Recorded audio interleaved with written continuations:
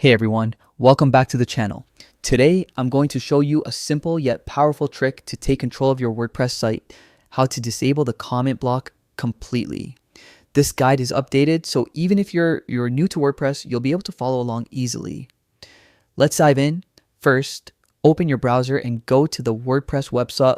Click the login option in the top right corner, and for a quick and secure access, choose Continue with Google. Select your Google account from the list, and after authenticating, you'll land on your WordPress dashboard. This dashboard is your control center for managing everything on your site. Next, look for the Edit Site quick link and click it. This opens a site editor where you can customize your website's appearance and settings. In the top right corner of the editor, you'll notice a three-dot icon. Click it, and from the drop-down menu, select Preferences.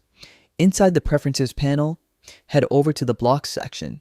Here, you'll see the Comment Block option. Simply toggle it off, and that's it. Comments are now disabled across your entire site. This small change can make a big difference by keeping your website clean, reducing distractions, and simplifying moderation. And there you have it.